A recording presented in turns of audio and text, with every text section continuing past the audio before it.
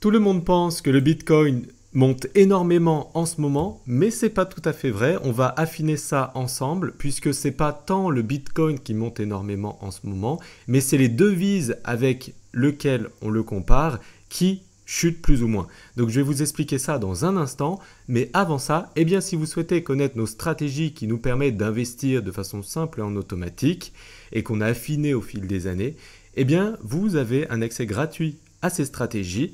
Vous pouvez pour cela cliquer sur le bouton en haut à droite de cette vidéo ou sur le lien qui se trouve sous cette vidéo. Cliquez, inscrivez-vous et vous allez recevoir une vidéo formation totalement gratuite. Donc c'est parti pour cette vidéo. Donc comme vous le voyez, depuis quelques jours, semaines, le Bitcoin est passé de à peu près 9 000 $ à 11 192 $ exactement, en l'espace de très peu de temps. Donc on se dit, ça y est, le Bitcoin est parti pour un nouveau marché haussier, surtout que, comme vous pouvez le voir, il a cassé ses plus hauts, enfin il a cassé des résistances qu'on a connues depuis maintenant 2019. Donc on a envie de se dire, ça y est, le Bitcoin monte énormément, nous sommes repartis pour un marché hyper haussier. Sauf que c'est pas aussi simple que ça, et c'est ce que je vais vous présenter maintenant. La première chose, c'est que vous devez comprendre qu'on compare toujours un actif avec un autre actif. Puisque là, on dit que le Bitcoin prend de la valeur, mais prend de la valeur par rapport à quoi? Par rapport à du dollar, par rapport à de l'euro, par rapport à de l'or, par rapport à quoi? Et donc, il faut savoir la stabilité de l'autre actif avec lequel on le compare. Puisque, en l'occurrence, là, on voit sur notre écran que le Bitcoin monte. Mais il faut savoir, pour être sûr que le Bitcoin monte, avec quoi on le compare. Et donc là, on le compare avec du dollar. Donc il faut regarder le cours du dollar, si le cours du dollar monte ou baisse. Puisque, au final, si on compare du Bitcoin avec du dollar, mais que le dollar perd de la valeur par rapport à un autre actif, c'est pas tant le Bitcoin qui prend de la valeur, mais c'est plus le dollar, en l'occurrence, qui perd de la valeur. Comprenez ce que je veux dire? Et en l'occurrence, vous l'avez peut-être vu dans pas mal d'articles publiés depuis quelques semaines, il y a beaucoup d'économistes, en l'occurrence un économiste américain ici, qui nous dit que, il va y avoir une chute du dollar. Mais ce n'est pas spécifique au dollar.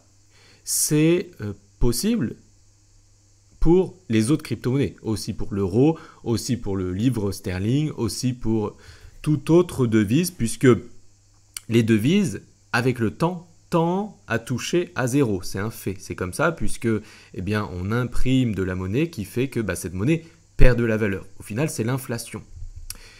Et en ce moment, ce phénomène s'accélère, et en particulier pour le dollar. Donc si par exemple on compare le dollar à l'euro, comme vous allez pouvoir le voir ici d'ailleurs, là on compare à l'inverse l'euro au dollar.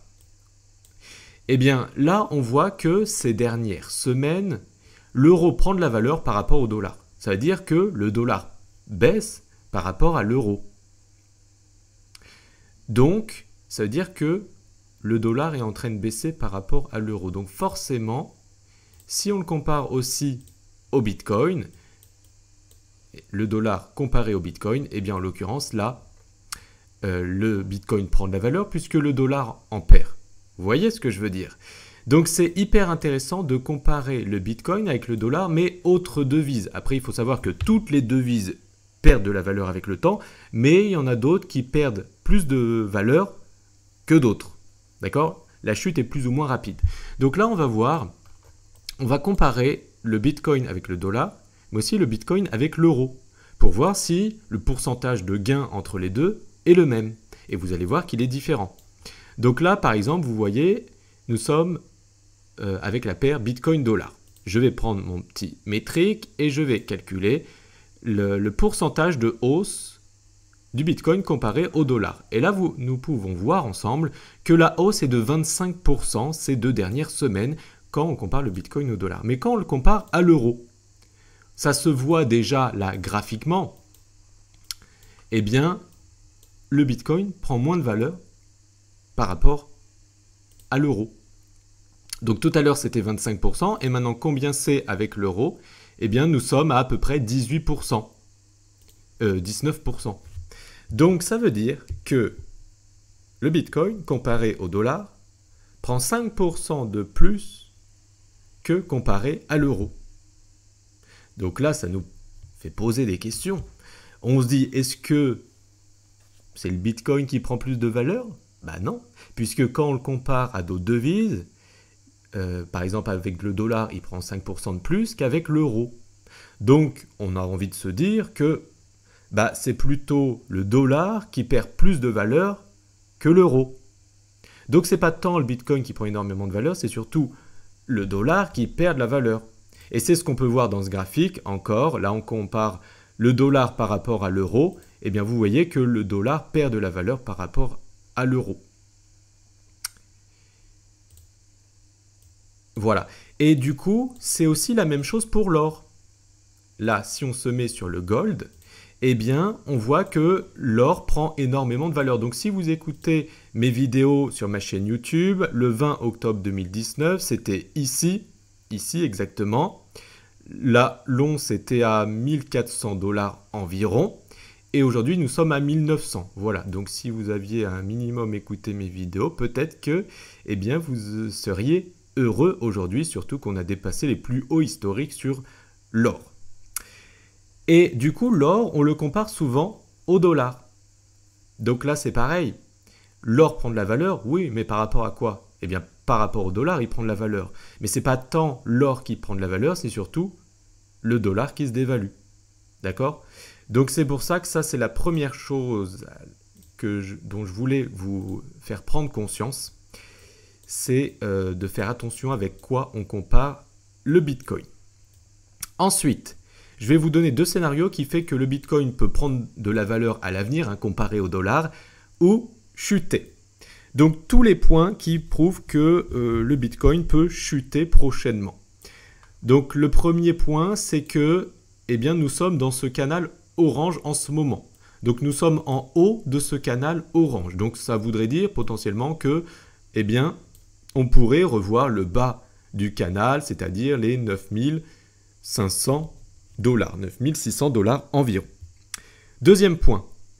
Nous avons certes cassé la barrière des 10 500 $, mais il y a encore une résistance aux à peu près plus ou moins 12 000 $ qui se trouve ici. Hop, ici. Voilà, puisque le cours est venu taper plusieurs fois.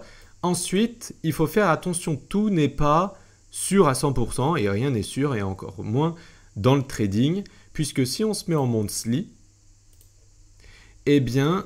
nous avons jamais clôturé une bougie au-dessus des 14 000 $. Donc ça veut dire que, selon moi, nous pouvons confirmer un bull run, c'est-à-dire un marché haussier à long terme sur le Bitcoin et les crypto-monnaies, du coup, quand nous avons une clôture monthly, c'est-à-dire que nous restons plus d'un mois au-dessus des 12 000, voire des 14 000 $. Donc ça veut dire qu'on n'est pas sorti encore de façon certaine. Moi, je suis un investisseur très long terme, donc ça demande beaucoup de temps pour investir. Donc ça veut dire que pendant un mois, le Bitcoin doit rester au-dessus des, au-dessus des 12 000 $. Si c'est le cas, on peut confirmer que nous sommes repartis dans un marché haussier. Parce que certes, il peut monter à 30 000 pendant 3 jours et après chuter à 6 000. Donc ça ne veut rien dire le fait de monter là très rapidement comparé au dollar parce que ça peut chuter très rapidement. Voilà pourquoi il faut savoir que plus le Bitcoin reste longtemps au-dessus d'un niveau, en l'occurrence là on va dire les 12 000 $, voilà par exemple un mois, plus donc là il ne faut pas regarder l'échelle, mais c'est pour illustrer mes propos, plus on peut mettre beaucoup de chance de notre côté pour confirmer enfin le nouveau marché haussier. D'accord? Il ne faut pas que la hausse soit passagère, il faut que la hausse soit durable. Point suivant, qui prouve, donc là c'était les points qui prouvent que le Bitcoin peut chuter prochainement. Maintenant, les points qui prouvent que le Bitcoin peut repartir, ça y est, enfin dans un marché haussier. Le premier point, c'est que comme vous le voyez ici, si nous faisons abstraction de l'épisode de crise que nous avons vécu en mars et mai 2020, mars, avril, mai 2020, eh bien, nous pouvons tracer cette droite de tendance qui a fait 1 touch, 2 touch, 3, 4, 5, 6 touch. Donc, c'est une ligne de tendance très intéressante si on fait abstraction de l'épisode de crise. Et là, si on regarde comme ça, on se dit « Waouh, nous sommes pile sur cette tendance, cette ligne de tendance orange qui fait que on a envie de croire que ça y est, hein, c'est logique que nous allons continuer à la hausse. » Ça, c'est le premier point. Deuxième point, nous avons cassé les 10 500 $ qui se trouvaient ici, que nous n'avions pas cassé depuis 2019. Vous voyez, depuis 2019, on est venu taper une fois, deux fois, trois fois, quatre fois, cinq fois, et cette fois, nous l'avons cassé. Donc là, ça met plus de points vers la hausse que vers la baisse. Mais comme je vous ai dit, il faut que ça soit durable, cette hausse. Ensuite, nous avons cassé cette ligne de tendance long terme que nous voyons ici. Si nous alignons tous les sommets, ici, vous voyez, j'ai aligné tous les sommets, nous l'avons cassé. Après, il n'y a pas encore de clôture monthly ni weekly, mais c'est quand même intéressant, puisque nous avons au moins méché au-dessus. Donc, comme vous l'avez compris, on ne peut pas savoir ce qui va se passer, ni la hausse ni la baisse. Il y a des points favorables des deux côtés, mais pour maximiser le fait que nous sommes repartis dans un marché haussier, on doit rester longtemps dans des niveaux au-dessus des 12 000 $, et que faut faire attention avec quoi on compare le Bitcoin, puisque si ce n'est pas le Bitcoin qui prend de la valeur, c'est peut-être l'autre actif avec lequel on compare qui perd de la valeur. Pour rappel, si vous souhaitez une formation gratuite pour savoir nos stratégies d'investissement simples et en automatique, cliquez sur le bouton en haut à droite de cette vidéo ou sous cette vidéo. Si vous avez appris des choses dans cette vidéo, merci de mettre un petit pouce vers le haut.